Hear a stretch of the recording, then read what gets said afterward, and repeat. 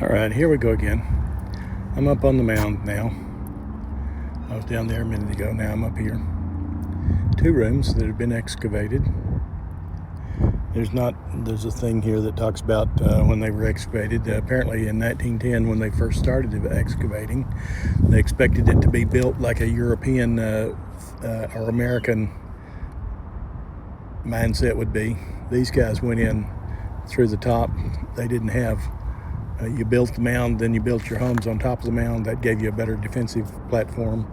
Then you went in through I don't know about these guys, but other pueblos would go in through a hole in the roof of the home. So this guy dug 70, this doctor, whatever his name was back there, dug 70 feet into the ground, into the mound, without being able to find a entrance. What a pretty flower.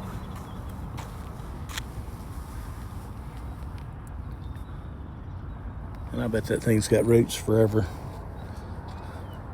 Desert plants go down and out a lot of times. Or that little 4-inch flower across might be 6 feet down and maybe 2 feet around the outside. I don't know that plant, so I don't know that. But here you've got a door to another room, So, and these, I don't know, may have had structures built over them that have collapsed and come down.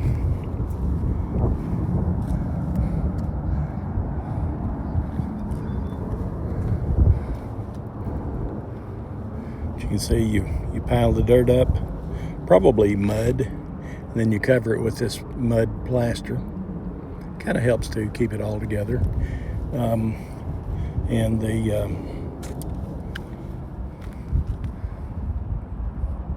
amount of rainfall they get, this could last, and this is hundreds of years old, and it's still here.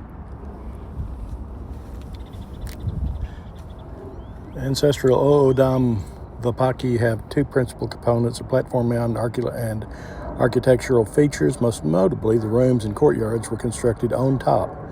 Mounds vary in size. You're standing on one of the largest Hohokam platform mounds. However, it took many generations, years, 50, 120 years to reach its final construction. Current mound began with 2 smaller mounds around 1100 AD, and by 1300 they had merged into one large mound, which had been closed by large adobe walls well over 6 feet tall. So they obviously needed some protection from those around them. When you have food and water in the desert, you protect it. If you don't have food and water in the desert, you take it. So the ancestors of the Apaches, the Comanches, they would have been the kind of folks, the Navajo, they would have been the kind of folks that would come and attack others and take their stuff. Rather large room here. Lower level too.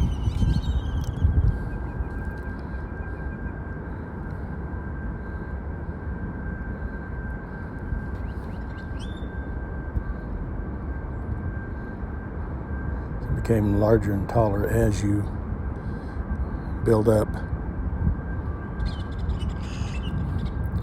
In Israel, this is called a tell, and when you move into an area that has been defeated,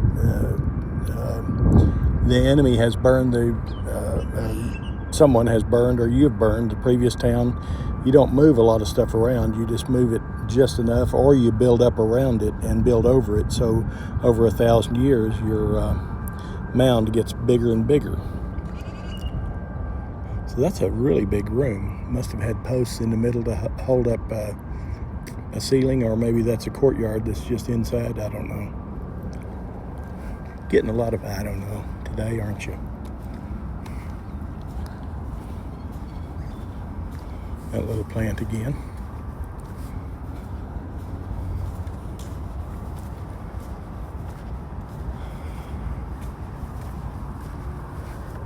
More rooms.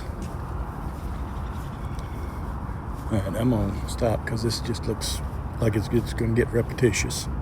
I'll take up again in a minute. Here's a lower level. Maybe folks didn't want to live up on the mound or weren't important enough to live up on the mound, built their houses around the outside, or maybe this is just a new expansion of the big mound.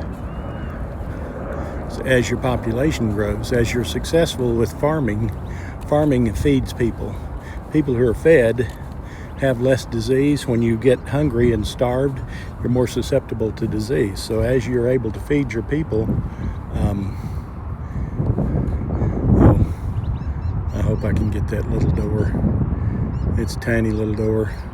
These people were probably 5 feet or less. As you feed your people, your population grows. As your population grows, you need more crops, you need more land, so you take it. Before you lies the Northwest Complex, a complex block of rooms and open courtyards is constructed between the platform mound and a massive adobe wall 3 feet thick and 8 feet high that once enclosed the mound on all sides. These rooms were constructed between 1300 and 1450. They were not residences. Instead, evidence suggests they provided areas for ceremonial and craft activities such as weaving and basketry, processing mineral paints for pottery, and body decoration, shell jewelry production. Now, shell jewelry, we're 6 or 7, 8 hours, 6 hours or so from the coast of Baja and San Diego. We're 1,400 miles, 1,500 miles from the Texas coast. We're probably 1,000 miles north of the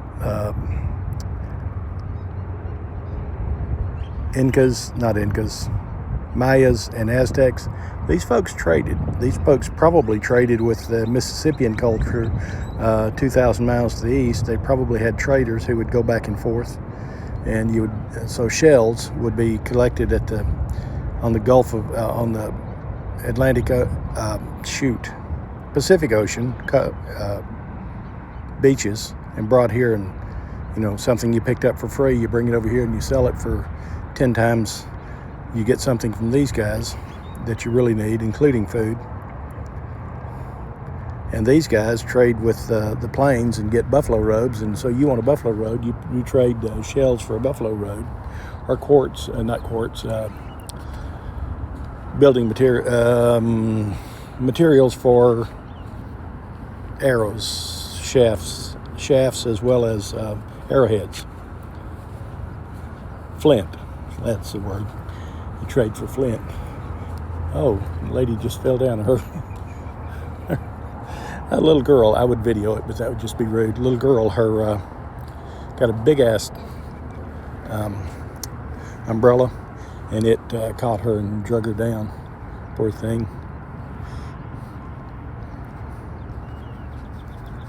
All right, what do we got here? Much of this village was destroyed by urban expansion. That may be a woman. That may not be a little girl. Nope, it's a little girl. Had residences, homes, and fields out this way that have been overtaken by the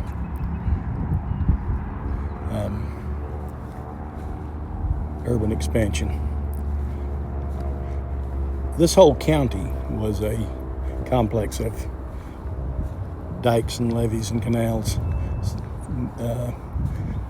Hundreds of thousands of people lived here.